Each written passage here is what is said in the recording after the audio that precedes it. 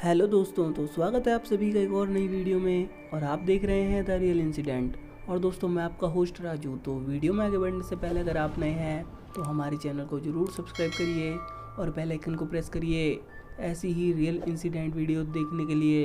दोस्तों, रात के 10 बजे ऑफिस से लौटते वक्त निखिल अपने करीबी दोस्त रॉबर्ट की कब्र पर फूल चढ़ाने के लिए कब्रिस्तान पहुंचा। कब्रिस्तान के सामने अपनी कार पार्क करके उसने कब्रिस्तान पर एक नज़र डाली। रात के वक्त पूरी तरह सुनसान था, इतना कि हवा के झोंके से भी पेड़ के पत्ते गिरने की आवाज़ें उसे साफ सुनाई दे रही थी। उसने कब्रिस्तान में जाकर अपने साथ लाए हुए आर्केड के फूल रॉबर्ट की कब्र पर रख दिए और 2 मिनट मौन करते हुए खड़ा रहा। फिर जब वो वापस आने के लिए पीछे मुड़ा तब उसे एक कब्र पर बैठी छोटी सी बच्ची दिखाई दी। बच्ची के हाथ में एक हरे रंग का कांच का टूटा टुकड़ा था जिसे वो बार बार आंखों पे लगा के आसपास की कब्रों को देख रही थी। निखिल कुछ मिनट वहीं खड़े रहकर उस बच्ची को देखता रहा।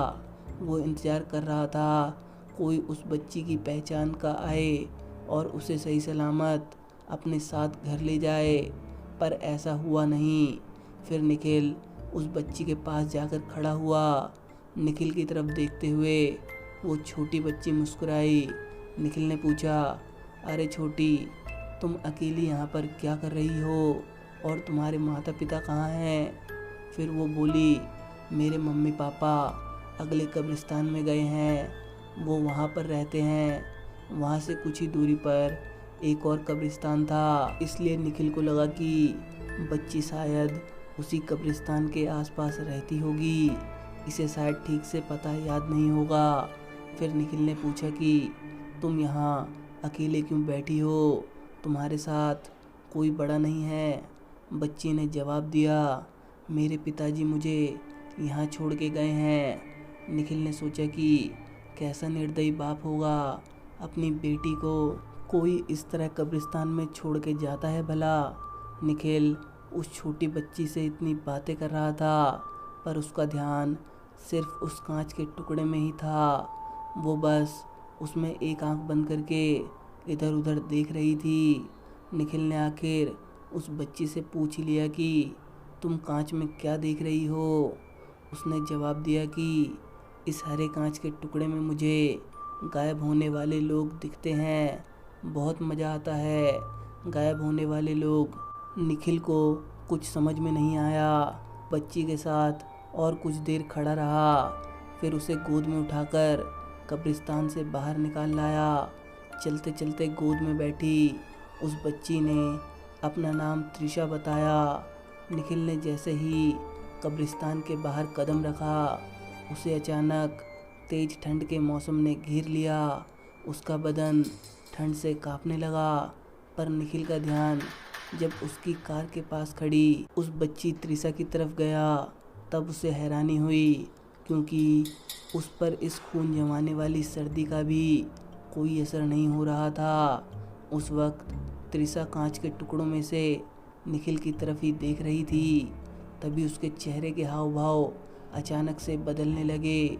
वो बोली, अंकल, आपके पीछे कोई है। निखिल ने पीछे मुड़ के देखा तो उसे कोई भी नहीं दिखा। उसे लगा कि त्रिशा शायद मजाक कर रही होगी। फिर वो बोला, त्रिशा बेटा, चलो गाड़ी में बैठो, मैं तुम्हें तुम्हारे घर छोड़ देता हूँ। उसी वक्त वो बच्ची बोली, अंकल, आप भी कांच से गायब होने वाले लोगों को देखो ना। निखिल बोला, मैं बाद में देखूँगा, बस तुम अब कार में बैठो। पर बच्ची ने जिद पकड़ ली कि अभी के अभी देखना ही होगा। उसकी जिद पर निखिल ने जब वो कांच का टुकड़ा अपनी आंख के सामने लाया तब दहशत से उसकी आंखें फट पड़ी, क्योंकि उस कांच में से जब निखिल ने कब्रिस्तान की तरफ देखा था तब उसे वो दिखाई दिया जिससे कोई भी आम इंसान अपनी खुली आंखों से नहीं देख पाता। उसे दिखा कि अभी जो कब्रिस्तान सुनसान था, कांच में देखने से वहाँ बहुत से लोग घूमते हुए दिखाई दिए और उनमें से कुछ लोग उसकी तरफ ही देख रहे थे और जब उसी कांच के टुकड़े से उसने अपने आसपास नज़र डाली तो 3 बदसूरत जले हुए प्रेत निखिल को घेर कर खड़े हुए थे और त्रिशा की जगह उसे एक छोटा पिशाच दिख रहा था जो उसकी तरफ देखते हुए अपनी लाल टपका रहा था। ये सब कुछ उसने कुछ ही सेकंड में देखा था।